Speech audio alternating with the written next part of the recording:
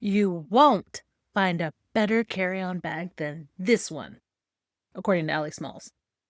I don't. Challenge accepted. Hey guys, welcome back to my channel. I am Erica from America, your favorite flight attendant. Today I am reacting to Allie Smalls, a travel guru that I really enjoy watching. It's always so interesting to learn from the passengers things that I didn't know.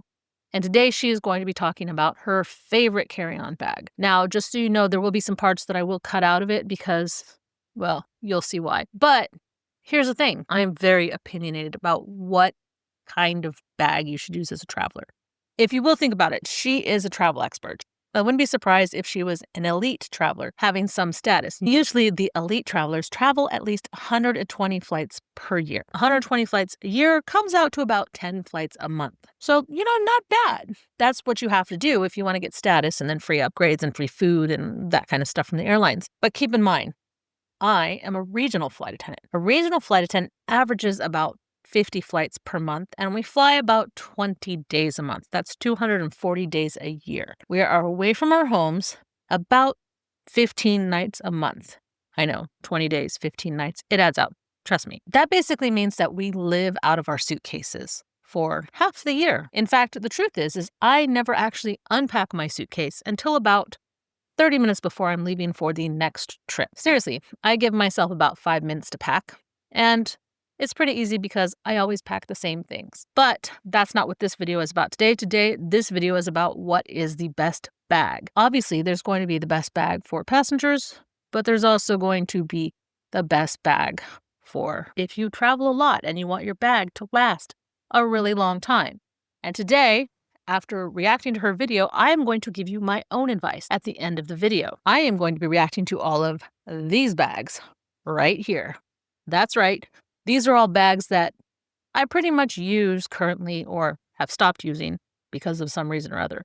But I will give you the lowdown on pretty much everything if you want your travel to be, less of a pain. So let's start with reacting to her video, and then we'll jump into my exonerated flight attendant opinion because, you should always listen to your flight attendant. Now, before I start this video, I want you to keep one thing in mind. I like Allie Smalls. Whatever I'm about to say is not a criticism of her video because I haven't seen her video. It's not a criticism of her style, nothing.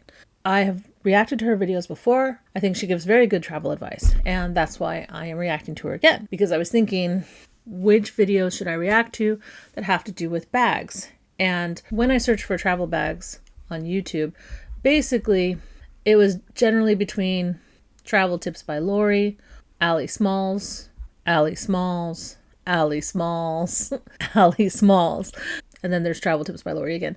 So I'm reacting to her today just so that way I can give you my opinion of bags. So we are going to react today to this one. And if you don't know Allie Smalls real quick, let me go ahead and introduce you to her. Allie Smalls' description is real-world tested advice on packing light, flying carry-on only, and creating unique travel guides and itineraries. You can pause that and read the rest of it. I will link to a video at the end of this video so you can go and watch more of her stuff. Let's see what she likes as somebody who probably does about, I would guess, 120 flights a year. And then if she doesn't do that much, then that means she's got some status, but not elite status at most of the airlines. Let's go ahead and watch this. If you're flying carry-on only and you're dealing with an airline that is pretty strict on weight and sizing policies, and you're trying to figure out how to fit everything into that carry-on bag, in this video, I have found the ultimate carry-on. So here's the bag. This is the Travel Pro Max Lite 5 soft-sided luggage. I have finally found the most perfect carry-on. Nope. There's literally nothing you can complain about with this bag. I can. Actually, I dare you to find something about this bag that doesn't work for you and your travel needs. Done. So I've actually got two versions of the exact same. Actually, I'm just joking. It's probably got some great features, but as a flight attendant, I would not buy it because of the 4 wheels. That's it, and I'll tell you why at the end of the video. Bag. I have the 20-inch 2-wheel bag and then the 19-inch 4-wheel bag. So they are the exact same bag, just different wheel configurations. But I wanted to show you each version of them because depending on what your travel needs are and where you're going and the type of traveler you are, you might want 2 wheels or 4 wheels. Also, this video... Okay, she's got me intrigued. I would probably go for the 2-wheeled one, but I wouldn't go for the 4-wheeled one. But I'm going to listen. I'm definitely intrigued because, I'm always looking for a great bag. Here we go. Video is not sponsored. I bought these bags off of Amazon. I paid $136 Wow. for the 4-wheel Ouch. bag and $117 for the 2-wheel spinner. I've got the links below where you can buy them from either Amazon or from the Travel Pro website. The very first thing I want to show you about these bags is how little they weigh. Empty, the 4-wheeler weighs 5.6 pounds or 2.5 kilograms, and the 2-wheel version is the same. Folks, you're not going to find a roller carry-on bag much lighter than this. The next most important thing I want to show you about this bag is the sizing. Each of these bags are going to fit in pretty much any of the overhead bins, whether you're flying within North America, Europe, Australia, or even Asia. Each bag is 21.75 inches high by 15.75 wide by 7.75 inches deep. I could tell just by looking at the depth of that would definitely fit in our overhead bins on the 175 and the 170, and even probably on the 145 and the CRJs, which you're not allowed to bring those into a 145 or a CRJ usually. But I can tell from the width that it would fit in most overhead bins, even the narrow ones. All right, let's put them to the test and see how they actually fit in the airline sizers. We're starting with KLM, which uses these dimensions and has the same sizing as these airlines. Starting off strong with the 2-wheeler, there was all kinds of room. We're good? And exactly the same with the 4-wheeled bag. And I was also curious about my 21-inch Travel Pro bag, which is technically 23 inches with the wheels. I guess it does. And it fit no problem. Okay, it looks like the bags were a little bit tall, so we brought the tape measure to verify. So the sizer bin is actually a little longer at 57 centimeters high, pretty accurate at 25 centimeters deep, and the railing is actually shorter than it should be because 35 centimeters is about where our bags came up to. So as you can see, with all 3 bags, we had plenty of room all around. All right, we are now moving on to WestJet, which has a sizer bin of 53 by 23 by 38, or the same size as these airlines. She said that in centimeters instead of inches, which I don't know about you. Aren't you being a little judgy about that? I feel like as an American, I'm a little judgy about that because we say inches more than centimeters. Centimeters feels like it's a very European thing to say. She definitely seems to have an American accent, though. What do you think? Maybe she's Canadian? As expected, the bags each fit no problem, with the 4-wheel bag having a little more room height-wise. WestJet is the smallest sizer on our list, so if your airline is at all bigger than this, it will fit no problem. This sizer is also within 2 centimeters of these airlines, so I'm quite confident these would pass, especially the 4-wheeler. Okay, now we are going to test a sizer that is 15.5 by 21.5 by 9 inches, and for this we're going to use Porter Airlines, which is the same size as these airlines. I'm going to skip ahead on this part because I kind of feel like it's all measurement. And all she's doing right now is proving that they fit all of the overhead bins. If you want to watch her size all of these bags, then I'm going to put the link up in the corner here. That way you can go click it and you can watch it. But I'm going to skip this part and get to the next part where she talks more about the bag. So as a recap, either the 4-wheeler or the 2-wheeler bag is going to fit on all of these airlines that you see here. Now that we've gotten through all the measurements, here's the one thing that she's not taking into account for, and that's how people overstuff the bags. These dimensions are fitting, and I'm guessing that those bags are empty because one, it doesn't seem like it's any difficulty for her to lift it and put it into all those measuring bins at all. And also I'm looking at that bag and I mean, like, look at it sideways. That is a bag that's not fully packed. Either you're going on your trip versus returning from your trip. When you return from your trip, you tend to buy souvenirs and shove it in more. So keep that in mind. The fabric bags like that will expand farther. So here, I guess, is a little known secret about all of this. The gate agents might make you put it into the bag measuring bin if it looks like it's overstuffed. But generally, they don't have time to deal with you or to deal with that. So if you overstuffed your bag, just don't go up to the gate until right at boarding time.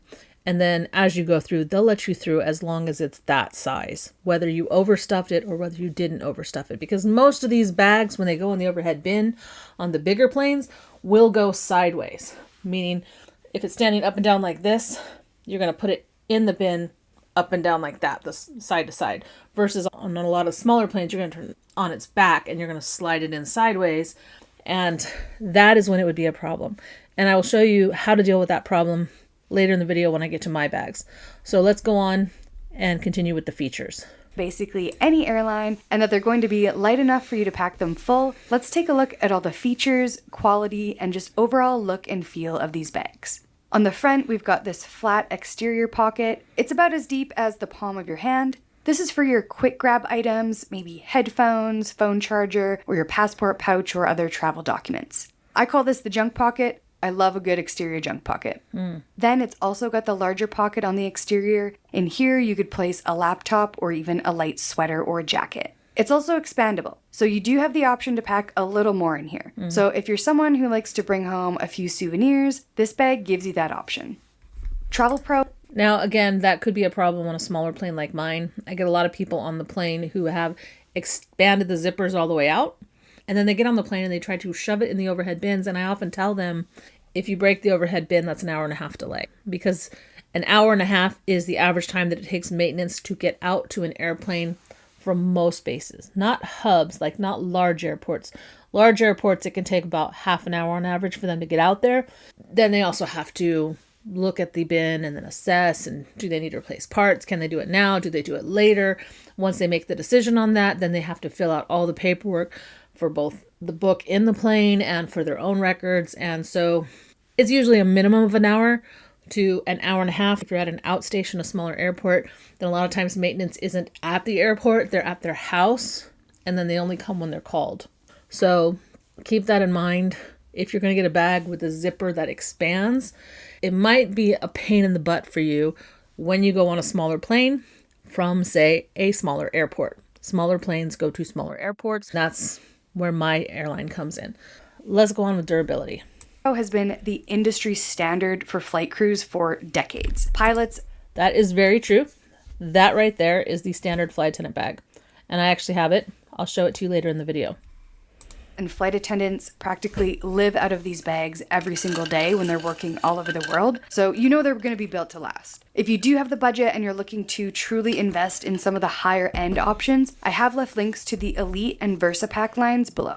Now onto the wheels. Choosing whether to go with 2 or 4 wheels really depends on the type of travel you're going to be doing. On the 2-wheeled bag, these wheels are super beefy, they're smooth, and they're also inset, so they're protected. Because sometimes the trouble with 4 wheels is if you buy a cheap bag, one of those wheels is going to break off or pop off at some point. Or if you're dragging your bag through rough roads, like on cobblestone, you're going to have a bad time. Whereas 2 wheels, they're much more forgiving. And also on the front, it's got these 2 posts, so the bag can rest upright and it's not going to roll away from you. And I think you do get a little more interior space with the 2 wheels, which I'll talk about a little later on. But sometimes a 2-wheel bag isn't ideal. If you're going to be spending most of your travel in long customs lines and immigration lines at the airports, it is kind of annoying to roll your bag through those zigzag lines. It's also a little more tricky rolling it down the tight airplane aisles. Whereas with the 4-wheeled option, these wheels are ultra smooth. These bags glide like butter, and they transition very well from smoother surfaces to carpet, for example. The 4-wheel spinners are very easy to travel with through the airport, and especially when boarding the airplane, because if you turn it sideways, it's ultra slim going down the aisle. But you might get slightly less interior space. Another thing you might want to consider is if you're going to be carrying a lot of other items, maybe like strollers or car seats or pet carriers, it's a lot easier for someone to roll 2 of the 4-wheeled bags with one hand through the airport versus 2-wheeled bags. Alright, let's talk about the handles on this thing. First, the trolley handle. It's quite smooth. It's got 2 settings, with the tallest being 42 inches. For reference, I am 5'1", and here's the scale of where the 2 different height settings land on me, or Chris, who is 6'9", with the 2 different height settings. Then we have the top handle, which is fabric. This is great because not only is it comfortable, it can squish down easily if you're dealing with a really tight sizer bin. A lot of hard shell cases, for example, technically fit within the dimensions, but it's the hard plastic handle that puts it over the size limit. You've also got another soft handle on the side. I love the position of this one. It makes it really easy to pick up and place in the overhead bin. I think the way the 2 handles are positioned makes it very ergonomic. Real quick, the telescoping handle, when it goes up and down, One of the things to keep in mind is the longer your handle is, the farther away from you can drag the bag if you go for the two-wheeled option. What's nice about that is the farther away from you it is, the less likely it is to hit your heels as you walk, especially if you're taller. So that's something to keep in mind if you order a bag or you're looking at a bag in a store. Extend the telescope all the way out and then just drag it around the store behind you and see if you're hitting your heels on that, because that gets annoying really, really quick. Also, it is a good idea to have the handles on at least one side of the bag, because if you put it in an overhead bin like mine and you've wedged it in there, which people do all the time, it really helps to be able to grab that handle, grab the wheels, and pull it out. The handle on the side is good. And again, the telescoping handle, you definitely want to test that if you're doing it in person. If you're going to order it from Amazon, like I usually do, immediately walk around the house with the handle fully extended and see if it hits your heels. And if it does hit your heels, send it back. Believe me, it'll drive you crazy. On the bottom. So for example, you would use this to pick up your bag and place it on the luggage rack in your hotel room. And those are useful as well, the one on the bottom. Of course, the name tag holder on the back. Now, opening it up, as you can see, it's top open, which I maintain, in my opinion, is the elite design for luggage. I've mentioned this in past videos, but the top opening has a much smaller footprint compared to a clamshell style bag, so it takes up much less space. Perfect if you're in a small hotel room or maybe a cruise cabin that's on the smaller side. So it opens up to one bin, which is quite large for these compact bags. And if you're one of those people who thinks you're gonna have to rummage through the whole bag to find something, use packing cubes. It's easy to organize the types of clothing into their own cubes, so you never need to rummage through the entire bag to find one sock. And also, they're carry-on bags. You can only fit so much in these things. But I digress. As you can see, when we compare the bags side by side, there's a little more interior space in the two-wheeler. It's not a whole lot, but enough for maybe a bigger toiletry bag, or maybe an extra pair of shoes, a couple of extra articles of clothing, or maybe if your clothing is just generally on the larger side. If you have trouble with packing light, this bag is going to give you a little more space. Also on the inside, we've got a mesh interior pocket, and then we've also got the one large pocket on the top flap. In here, I would pack my hotel slippers, or you could also use this as your dirty laundry section. So just fill this up as you go, and then it keeps your dirty clothes separated. That's true. That's Overall, this bag checks all the boxes. You're not going to find a lighter bag that's going to fit in almost every single overhead bin at a pretty reasonable price point. As far Challenge accepted. as how much and what you can pack in these bags, stay tuned for my next video. Well, that's going to be it for this video. We've been hauling bags through the airport, getting super weird looks, so it's time for a break. See you in the next one. Real quick before I forget, because I know I'm going to forget this when I actually show you my bags. A lot of airplane aisles average anywhere from 17 inches on the smaller planes to around 20 inches on the larger planes. If you do go for a two-wheeled bag, you do want to measure the width and try to keep it below 20 inches, and then you shouldn't have a problem rolling it up the aisle. You will catch it on the seats and probably drop it here and there, like I've done probably 1,000 times. But my bag, I think, is like 17, 18 inches wide, but it's shorter. So let's pause this here. Let me reset up, and I'm going to show you all of my bags that I currently still use. Now I'm in my room, and I'm going to go ahead and show you all of the bags that I have laying around the house, what I liked about them, what I didn't like about them. I'm going to assess them on 3 different types of pain. 1, pain in the body. Where is that bag going to hurt you when you're dragging it around for hours and hours at the airport? Whether you're on a long layover or whether you're rushing from one side of the airport to the other, a lot of these bags are going to hurt you somewhere in your body. And it's best to know where that pain is going to be. 2, pain in the ass. There are different issues that arise with a lot of bags that make them a complete and utter nuisance when it comes to using it for long periods of time. And then finally, pain in the neck. And I don't actually mean your neck, but there are features for each bag which can actually end up messing up the bag sometimes and shortening the lifespan of the bag. So it's really good to be aware of the issues that can happen in each of the different types of bags. This is your typical flight attendant bag. It is a travel pro. Most flight attendants, and I believe pilots as well, get travel pros when they first graduate. And we didn't really get a choice on it. They just gave us this one. And yes, it has 2 wheels versus 4. Now, again, we're living out of these bags. These bags are with us for 20 days a month. That's 240 days a year. So they get really beat up and abused. We can't have any bag in the world, so why don't we change it? And the answer is this right here. This is the secret travel hack that most people don't know about. And you don't know to buy it. It actually clips in and out. Costs about $10 when I bought the bag. I don't know what it costs now, but I will tell you this. All of the flight attendants, all the pilots have one of these on their bag. And in all honesty, they're a pain in the ass. But at the same time, they will save you from pain. They're going to save you from pain in the body. Okay, so most people don't want to actually use this bag because they're aware of the pain in the wrist that it causes, right? When you're carrying it and you're pulling it like this, you're pulling it behind you, and you're constantly flipping your hand this way and this way and this way, back and forth. And so that creates a pain in the wrist sometimes, especially because this can be really heavy. But what this little hook does is it creates a counterbalance. So basically, because of this hook, you can grab any kind of bag and just hook it on there on the front, which is why it looks absolutely crazy when flight attendants and pilots are walking through the airport and their bags look big and bulky. But what it does is it creates counterbalance. So when you pull, you can literally use a finger to guide this. The counterbalance will take all of the weight off the bag and try to keep it up. It's kind of like a motorcycle. If you've ever been on a motorcycle, motorcycles are designed to try to go to the upright position with any kind of speed. It's the same thing with these bags. When you put a hook on the front of the bag and you put your bag on the front like that, it creates a counterbalance and you can literally just pull it along with your finger. I pulled it along with my pinky before. It just depends on how much weight you have and how much it redistributes it. However, you can mess this up. And the way that you mess this up is you put a bag on it like this. Now, if you don't have the counterbalance hook, then this adds more weight to the bag when you hold it like this, and it puts even more stress on your wrist. Flight attendants that do this, plus the extra bag here, they're readjusting the weight back to the back of the bag. And another way to counter this is then they then hook another bag up here on top, and then they'll have the bag on top. And that's why our bags look like a freaking caravan sometimes.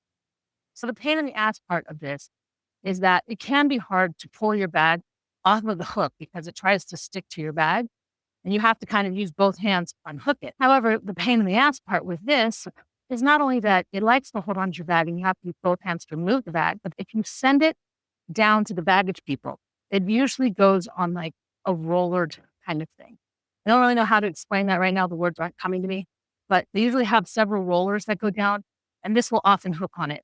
And when it does hook on it, it can sometimes get damaged. Sometimes it can damage your bag as well. You're supposed to remember to take it off and stick it in your bag. The other pain in the ass thing too, is like I said, these are about $10. When you got like 400 flight attendants at your base and they all have the same bag and then this gets lost when it gets checked or ripped off your bag, well, let's just say there's been a flight attendant or a pilot or two who have not felt any scruples about taking a hook off of somebody else's bag. So that kind of sucks too, that it's actually easy to steal if you're not watching your bag carefully. But there's a very simple hack you can do instead of the hook. So if you have any kind of two-wheel bag, what you want to do is get a carabiner clip instead. For the carabiner clip, you just hook it to the top of your bag on the handle, and you can literally just snap your stuff on, and it holds it. Nice and quick. You have to use two hands to get it off. But the point is, usually your bags will stay attached. So if you pick it up and you throw it in the shuttle of your hotel, your bags are stuck together. They're not going anywhere. It's not going to damage your bag. And you can put as many of these as you like on the top of your handle. I usually have one for my cooler and I have one for my thermos. So that's an easy fix if you want the counterbalance to kind of get rid of the pain in your arm. Now, again, you may be thinking, but the four-wheeled one doesn't give me a pain in the arm. So the pain in the butt thing about the four-wheel bags is that you are now pushing it this way. And if you look closely, your wrist is now at an odd angle and you're pushing it and you're pushing it and you're pushing it and you get tired and you flip it around, but then you can just keep going back to the same position. So then you switch it to your other hand and now you're twisting your other wrist at a bad angle. On top of that, you're going to start throwing your bags on top of it, just like that. Very typical. A ton of people do this in the airport. Now, the problem with this is most of the four-wheel bags were designed with the wheels in mind to basically carry the weight of whatever in the bag. People overpack those bags and then they get a second bag and they overpack this bag and they put it on top. And the next thing you know, the wheels will start to bend and break off, which becomes a major pain in the butt. Also, a lot of times people will take a bag like a backpack and they'll turn it sideways like this, and then it starts to fall like that when they're pushing the bag. So you're constantly stopping and readjusting the bag and you're trying to hold the bag and you're trying to direct the bag. And yeah, it does go down the aisle of the plane easier than this one, but as long as the bag is like 17 inches across, I can drag this bag up the aisle of any plane. If you were to try to use the carabiner hook clip that I just told you and hook it to the front, then your bag is going to keep falling forward every time you stop. So that's part of the reason why we don't use the 4-wheel bags. The other secret is you're more likely to lose your bag if you check it and it has 4 wheels. You'll have to read the book to find out why. That is why I prefer a 2-wheel bag to a 4-wheel bag. One thing that she mentioned about liking this type of bag is that when you turn it over, you unzip it and you flop it. Seems great. Seems totally great, except for the fact that you probably have these pockets full of stuff. And if you unzip them to take anything out at all, you start to open this, it flops open, your stuff goes all over the bed or the floor or whatever. I absolutely hate that part. And yes, this is nice for dirty clothes, but I don't generally like these because even though it has a pocket tablet and it's got your junk pocket like she was talking about, it doesn't have enough pockets for me. I like more pockets. I also don't like my bags to flop open. And that is better shown in this bag right here. So I got this travel backpack with wheels. 2 wheels, absolutely loved it. Has a ton of pockets, which I really like. But when I got it, I didn't realize that inside the pockets, there are no dividers. I really want to divide it. I liked it because I could put all of my stuff on the top. I love an outer zipper like this because that's usually where I'll put my passport, my car keys, my quick grab stuff that I need for ID, my driver's license, whatever. I like to keep it easily accessible, but the rest of these pockets weren't big enough. However, that wasn't the reason that I stopped using this bag. In fact, I only used this bag once and then I never used it again. And here's why. When I went to open the bag, it flopped open just like the suitcase. Now, the problem is if you've got it partially zipped and you're trying to access something like this, you're trying to get into the pockets and you open it and it can open that far, then a lot of times what happens is the zipper will start to get damaged. The teeth will bend. And then after a while, it gets harder to zip up and down. So as soon as I flopped it open the first time, I had that issue with this bag and I realized it wasn't going to work for me because I really hate the flop. Especially because at the time that I flopped it, I did have all of the pockets open, not thinking, and there went everything. For me, I prefer a bag that doesn't flop because more times than not, everything in the outer pockets will go flying and you'll end up damaging your zipper. What do I use instead? I'll show you that in a minute, but first let's go to the coolers. So these 4 bags are my coolers. Some of these bags you can find at like Target. This is just a simple bag, flops open, has a little divider in it. I like this for what I call my 1-day bag. I always say that my coolers are for hotel snacks. I will buy larger meals at airports and then cut them in half, and it's nice to have a cooler to put them in. This one will generally last me overnight, and I will put the ice packet in the pocket here to keep everything cool. I'll put my yogurts up here because I really like to take yogurt with me, and then whatever else I can fit here. This is probably my second favorite bag. I can usually fit about a day and a half worth of food in here. What I like about these bags is when they have a little bit of shape to them like this, you can shove more stuff in them, which is really great. And then you throw an ice pack or 2 in there and it works incredibly well. This bag I just got, it's a little strange. It killed my laptop, but I can't really blame it for killing my laptop. It was pretty much my fault.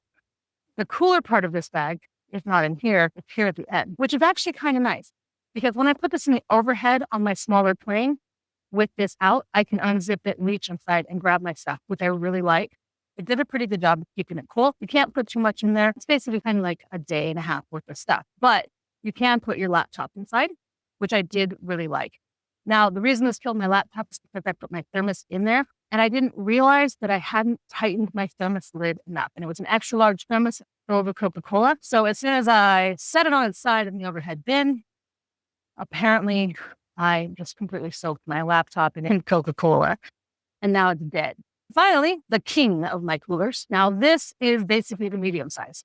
There's like a small, medium, and a large. And I like the medium. If you go for the large, it gets too big. And as the bag gets emptier, it gets floppier when you put it on the handle of your bag, which is a pain in the butt. Now, I tend to keep basically like my dry foods up here in the top, my pantry items. So I might have stuff like cereal or tea bags. Sometimes I'll put artificial sweeteners up here, as you can see. Sometimes I'll put stuff like canned soup or a cup of noodles. I like the Korean barbecue flavor just because these things don't pop to open easily. And again, this stays packed a long time. Usually I forget what's in there and don't deal with it until it's on a trip again. The inside is easy to wash. What's nice about this has a back flap, so in that way I can sit it on top of my bag. It does become kind of a pain in the butt sometimes with these because, like I said, as it gets empty, it'll try to slide sideways. So if you were to put this on top of your bag, a really easy solution to make sure that it doesn't slip is to simply slip the handles over it as well. So you do this, and then you get both handles over like that. And it is going to do a better job of holding onto it, especially when it's empty. You won't have it sliding sideways so much. In case you can't see it, I did put carabiner clips on both handles on this. And sometimes I will actually clip my drink on the back one and bring it forward like that. Also holds it in place like extra secure. I'll put my thermos on these or other bags as I need them. The nice thing too is you can use a cooler bag like this and hook it on the front of the bag to get your counterbalance. So you want something with shorter straps. That is the headache with this one. This one has longer straps, and when I use it with the bag that I'm about to show you, it drags on the ground. The straps are too long. I need them shorter, like this. So if you go for a cooler, try to get something with shorter straps. This one also has shorter straps. It makes it easier to hook on any type of bag you carry, whether it's an under the seat bag or a bigger one. Finally, I have this backpack. This is what I call my overnight bag. What's nice about this is there is a cooler in the bottom, so I can pack food in there if I want. And as I run out of food, I can shove other things in there. Again, I got artificial sweetener. And then the upper part can be for clothes. I also keep my private documents either there or in the back zipper back here, which hides it a little bit better, which I like. And then it's got a back pocket, which doesn't open all the way down, so it's less likely to flop. And I can put my laptop or my iPad or whatever in. This is the backpack that I really like when I'm just doing a quick overnight trip, or if I'm out and about in the city. Like I took this to Paris with me last year, and it was really nice to be able to like buy some stuff from the bakery early in the day, shove it in the bottom, and then we would just pull out a baguette or some tartelettes that I bought at the bakery. So those are the bags I like. And now, are you ready for the ultimate bag? Okay, here it is. I call this my 4-day bag. And I know that seems crazy. How can you call that a 4-day bag? That is half the size of the other bag. As I started flying, I started realizing that there was a lot of things that I didn't use in the bigger bag. So I started taking things out one at a time, and I eventually ended up with the bag half full. So because of the plane that I flew at the time, I used to fly to 145, we weren't allowed to bring that bigger bag into the plane. So anytime I had to ride as a deadheader, they would force me to check it. And I finally got sick of that, and I decided to go for a bag that looks like it's under the seat, even though it doesn't. This bag will not fit under most seats because it's just a little too wide.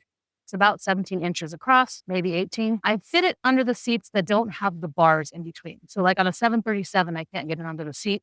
But on a lot of the 175s and 170s that don't have the bar between the seats, I can slide it under there and kind of inch over into the other person's side. Not that they know, but without the bar, it does give you a little bit more room under the seat. The other thing too is even if it's a little too wide, the nice thing about this is that most flight attendants won't look twice at it. So they'll let you bring it into any plane that you want to bring it into, which is why I like it. But here's what I really like about it. As I was saying, this is my second version of this. The handle kind of stopped working somewhere around 1.5 years. The first bag, I made the mistake. I didn't know because I'm Southern California. I would drag it through the salt whenever it snowed. If you live in the Midwest or something like that, then you know when it snows, a lot of businesses will throw salt down on the sidewalk to melt the snow quickly, and they do that in front of hotels. I didn't know salt would be a problem with metal because I'm from Southern California. And what ended up happening was the salt got into my wheels and rusted out, and then one would lock up, and I kind of ended up shaving it down.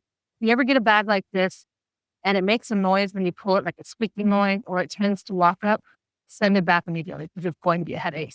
Okay, so what I love about this is, first of all, this right here. This is fantastic. What this does is it keeps the bag from flopping all the way open, and you can shorten it if you need it to just be a little bit closed. This kind of brings it to a 45-degree end, which is awesome. Then my next pocket also has these flaps on the inside, which keeps it from flopping open all the way. This is usually where I keep my laptop and my iPad.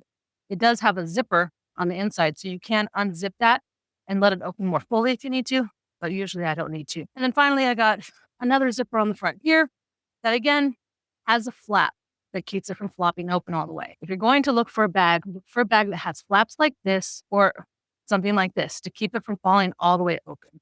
It is going to save you so much cleaning up time. In addition, the other thing I love about this bag is it has tons of pockets. It's actually a computer bag. I actually went to Office Depot and ended up seeing some computer bags and got the idea, like, I wonder if I can make that work. Because a lot of the computer bags at Office Depot or Office Max, they are designed for business people to travel for a day or two. And the great thing about this is if you do travel somewhere, you should always have at least one change of clothes in your bag. Now, again, this is my 4-day bag. I actually have usually about 3 days worth of clothes in here. This is an embarrassing secret about flight attendants, but a lot of times we will wear our uniform 2 days in a row. That's simply because we might not necessarily be doing much in the uniform. And it's like, how long is the uniform good for? I usually wait until I spill something on it or it starts to smell just a little bit, and then I swap it out, or I can also wash it in the hotel room. And so now I usually keep a spare uniform and at least one change of clothes for the hotel, because we spend more time in our uniform than out of our uniform. And I bid reserve, which means I never really know where I'm going to go, but it also means that a lot of times I get to go home at night. So I will go through 4 days without having actually opened my bag, which is what I like. But one of the best tips I can give you for a bag is assign important things to either different corners of your bag or different pockets of your bag. If you do that and you're able to count off, like for example, this right here is my wet toiletries, the stuff that goes in the shower. And I always put that in this corner here. And then in this pocket, I always have makeup. This pocket, I have a universal remote control, long story. And then in this bag, I usually keep stuff like my sand and this, and also usually my camera equipment, which I keep in one of these. And I just do a count off. Before I zip up any pocket, I count that all of the important things are in there, and then I zip it. Otherwise, if I take something out, I leave it unzipped until it goes back in. That way I never forget anything. So I hope this helps you understand. If you want to feel less pain in the body, it's good to get a 2-wheel bag. I just slap a carabiner clip on it and then layer your bags. So that way you get that counterbalance. You'll hurt a lot less. And you'll be able to run to the airport with that. A 4-wheel bag that you try to load stuff on top of, and then you twist your wrist and you're trying to run, the wheels start bending, and then you're like trying to grab your bags and you're freaking out. Not good. Also, like I said, you don't want a bag that flops open because the zipper will get damaged over time. And carabiners are better than hooks, in my opinion. Finally, remember, whatever bag that you get that you're going to clip on, you want it to be short enough that when it's standing up, it barely touches the ground. That way, when you tip it backwards, it will come off the ground and it'll be easier to carry instead of dragging it along the floor. There are actually 3 more bags I want to point out real quick. And you're going to think I'm absolutely nuts. And it's these bags. Yes, that is a plastic grocery bag right there. Here's one of the things that you should know about. If you're going somewhere and you're going to overstuff your bag, because you're going to get souvenirs or something like that, you might want to grab a plastic bag and shove it in your bag with your clothes. The reason for that is because the gate agents will only allow you a certain number of bags on the plane. It's usually an under seat bag and an overhead bin bag. And if they see you with 3 bags, they're going to tell you to shove your little bag into your big bag and then stow it. And then you get in the plane. If it's a small plane like mine, it's not going to fit in the overhead bin without breaking it. What I do with a lot of my passengers is I will actually offer them one of the plane's plastic bags, which is not this. This is a grocery bag. But I literally just tell them, take out whatever you can, shove it in here, zip that bag back up, get that squeezing the overhead bin, and then shove this under your seat or into any little tiny space that you can find on the plane. And usually you can tie it off. That's great for like last minute things because you can get those in the airport. If you want to think of something a little bit more professional, look for like a flimsy tote bag. You can get these at Target, you can get them like Walmart, anywhere, right? Just a simple flimsy grocery bag because again, it's flattened in your bag. You can stick it in there. You can even pre-pack it ahead of time. And then you can't put your bag in the overhead bin. You just reach in, you pull out that bag, zip that bag up, and this goes under your seat. And then finally, I don't know if you can really find it anymore. My husband has definitely traveled with this kind of bag before. There's an IKEA bag with a cooler feature on the inside. If you can find a simple tote bag with a refrigerated section, it is nice to use. If the straps are longer like these ones, then a lot of times you could actually use it as a backpack, which can be handy. This will cut into your shoulders a little bit. It can make your back uncomfortable. But if you're like running through an airport and this is making your bag fall over, a bag like this with longer straps that you can use as a backpack is going to help you counter the balance when you need to run. And again, if you're going to hook it to a larger bag, what you might want to do with the strap sometimes is just tie them off into a knot so that it gets shorter and then you can put on the carabiner clip. Okay, guys, grab your remote because here comes the link to both Ali Small's video and a link to my next video that YouTube thinks that you should watch. Having said that, thank you for joining me on Travel Tuesday. This Friday is going to be Fun Friday, and I was going to actually make it Flight Attendant Friday, where I talk to you about what it's like to be a flight attendant, possibly doing this as a retirement plan. However, I've decided to do something that I swore I would never do on this channel, which is get political. I know, right? Not another one. Here's the thing. I was watching Brian Taylor Cohen tonight, and a video popped up about something that is happening with TSA and Homeland Security, on top of the issues that are happening with ATC that nobody is talking about. Nobody. I thought, you know what? I should react to this. I've been imagining in my head a video that I want to make to tell you guys about whether or not you should travel between now and the end of the year, because even if the government starts paying paychecks, I don't think the flying is going to be on time until at least maybe March of next year. That's my guess.